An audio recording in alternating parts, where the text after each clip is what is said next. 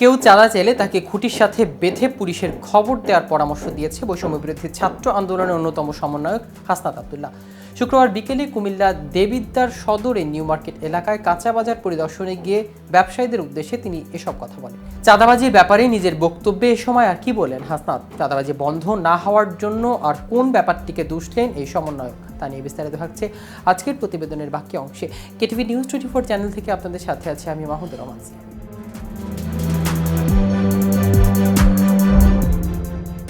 কাঁচা বাজার পরিদর্শনের সময় হাসনাত আব্দুল্লাহ স্থানীয় ব্যবসায়ীদের খোঁজ খবর নেওয়ার পাশাপাশি তাদের সংকটের কথা জানতে চান। হাসনাত আব্দুল্লাহ বলেন, ফ্যাসিস্ট আওয়ামী লীগ সরকারের পতনের পরও চাঁদাবাজি বন্ধ হয়নি, শুধু চাঁদাবাজদের চেহারা বদল হয়েছে। যারা ব্যবসায়ীদের কাছে চাঁদাবাজি করতে আসবেন তাদের খুঁটির সাথে বেঁধে পুলিশের হাতে তুলে দেবেন। আমার কাছে খবর আছে, প্রকাশ্যে না হলে এখন নীরবে চাঁদাবাজি চলছে।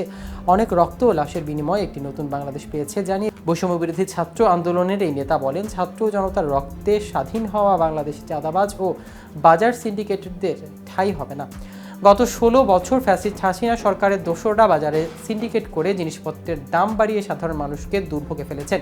দীর্ঘদিনের এই সিন্ডিকেট ভাঙতে হবে। ব্যবসায়ীদের উদ্দেশ্যে তিনি বলেছেন, আপনারা যারা ব্যবসায়ী আছেন তারা সিন্ডিকেটের কবলে পড়বেন না। সরাসরি কৃষকদের কাছ থেকে কাঁচামাল কিনে ক্রেতাদের হাতে ন্যায্য মূল্যে তুলে দেবেন। দেশ সংস্কারের কাজ চলছে, আমরা সবাই একে অপরকে সহযোগিতার মাধ্যমে একটি নির্ভর বাংলাদেশ গড়ে তুলব। এজন্য সবাইকে একসঙ্গে কাজ করতে হবে। একই দিন সন্ধ্যার পর বৈষম্য বিরোধী ছাত্র জনতার আন্দোলনে দেবিদ্বার নিহত আব্দুর রাজ্জাক ওরফে রুবেল সহ কয়েকজন হতাহতের বাড়িতে গিয়ে তাদের পরিবার পরিজনদের সঙ্গে দেখা করেন হাসনাত আব্দুল্লাহ। এ সময় দেবিদ্বার উপজেলা বৈষম্য বিরোধী ছাত্র আন্দোলনের সমন্বয়ক সহ স্থানীয় নেতারা উপস্থিত ছিলেন। এদিকে আওয়ামী লীগকে ক্ষমা করার মাধ্যমে 20 বছর পর 4000 সন্তানের মৃত্যু পরোয়ানা স্বাক্ষর করা হবে বলে মন্তব্য করেছেন বৈষম্য বিরোধী ছাত্র আন্দোলনের আহ্বায়ক হাসনাত আব্দুল্লাহ। শুক্রবার রাতে নিজের ভেরিফাইড ফেসবুক আইডিতে সাদিকুর রহমান খান নামের এক ব্যক্তি একটি পোস্ট শেয়ার করে নিজের এই মন্তব্য জুড়ে দেন হাসনাত পোস্টটি শেয়ার করে নিজের মন্তব্যে বলেছেন, কাজেই এবার আওয়ামী লীগকে ক্ষমা করে দেওয়ার অর্থ হলো আজ থেকে 20 বছর পর আমাদের 4000 সন্তানের মৃত্যুর পরোয়ানাতে স্বাক্ষর করা। কথাটা যেন আমরা মাথায় রাখি। আর মূল পোস্টদাতা সাদিকুর রহমান খান লিখেছেন, আওয়ামী লীগ ক্ষমা চাইলে রাজনীতিতে ফেরার সুযোগ পাবে। এসব কথার কোনো মানে নেই। ভুলের ক্ষমা হয়, অপরাধের ক্ষমা হয় না।